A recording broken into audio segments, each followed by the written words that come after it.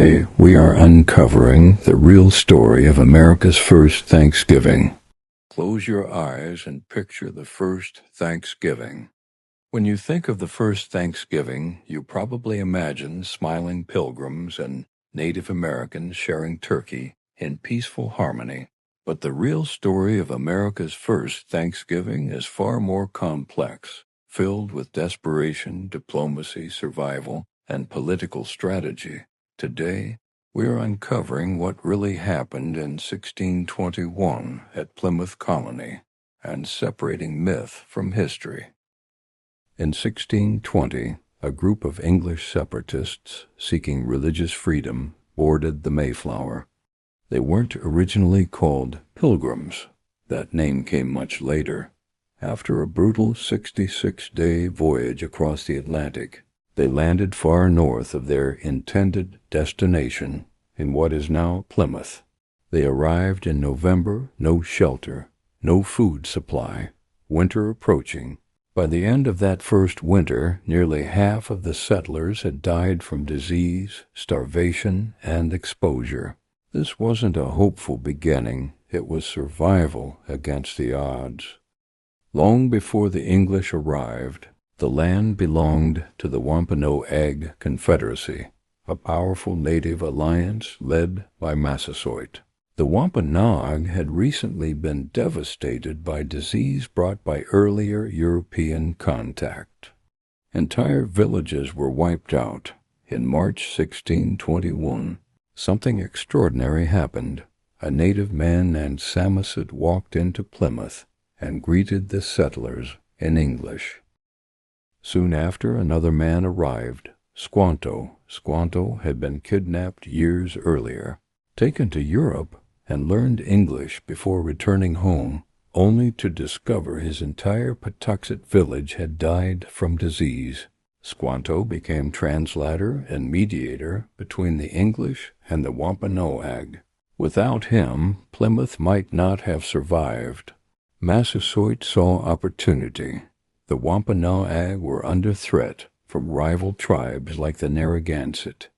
An alliance with the English, who had weapons, could strengthen his people's position.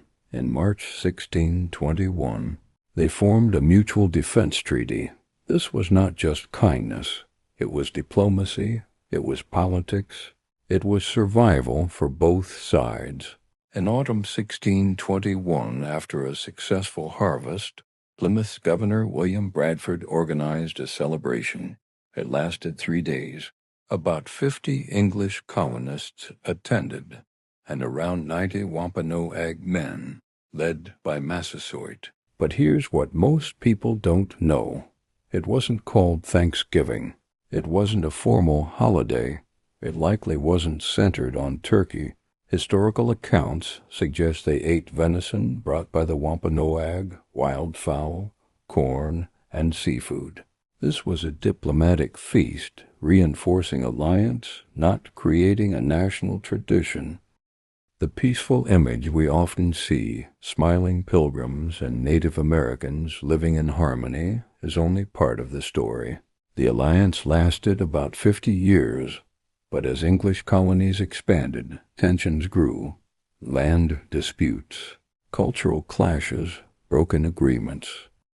In 1675, conflict exploded into King Philip's War, one of the deadliest wars in early American history. King Philip was actually Metacom, Massasoit's son.